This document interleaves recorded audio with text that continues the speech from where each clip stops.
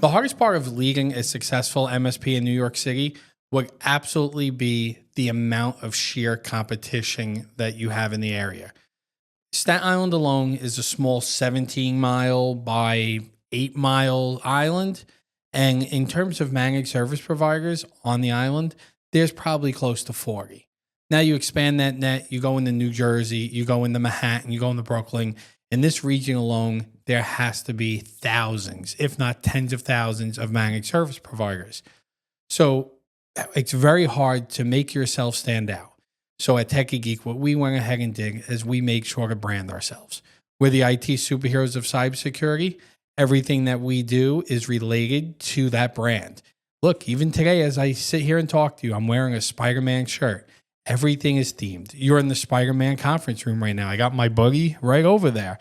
But it's really important and it's hard to stand out. So we work very hard. My marketing team does an excellent job at making sure that everything we do is on brand, and we're helping to connect ourselves to those business owners and to sell IT services very different than other MSPs would.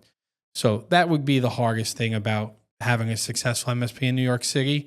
It's making sure to be able to make ourselves unique and to sell against all the other great MSPs that are out there.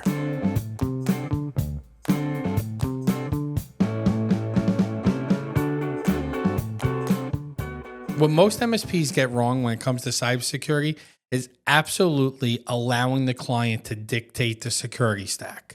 I talk to a lot of smaller MSPs and even some larger MSPs out there, and they're okay letting the client make the decision on which security stack they're going to have. They even allow the client to dictate on which security stack they're going to implement.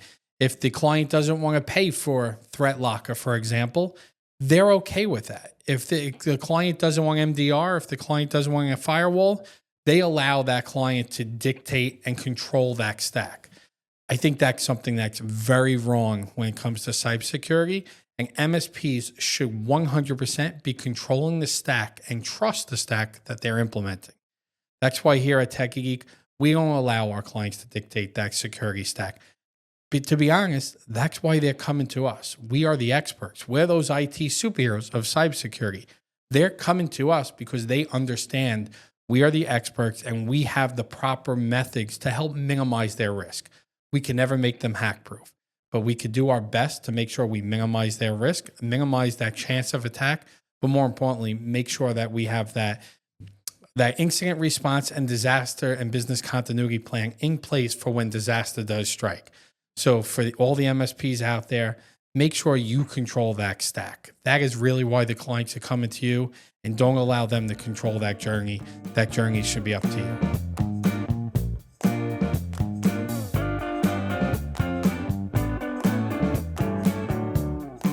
It's important for an MSP when they're implementing a security stack to make sure they're not inconveniencing the businesses and business owners in a way that makes them hate you.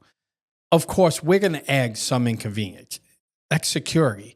It's not our fault that we have to. It's the hackers who are doing the bad things out there, and it's our job to help protect.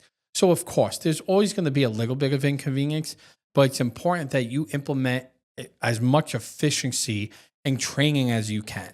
So everything that we deploy out to our clients, which is a very meaningful security stack, including some services out there that business owners might have previously not wanted to use, such as like a ThreatLocker, which is application whitelisting. But by implementing it in a way that it still has efficiency, we're training the staff on how to go ahead and submit tickets when they are blocked.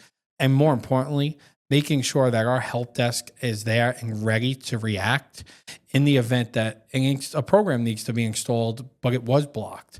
So as long as you implement these security measures, you could add a little bit of inconvenience as long as you have the help desk team and the process in place that when they do get slowed down, they're able to submit the ticket, get working right away, and they'll understand that ultimately that little bit of inconvenience we're adding is going to prevent them from hopefully having a major disaster in the future.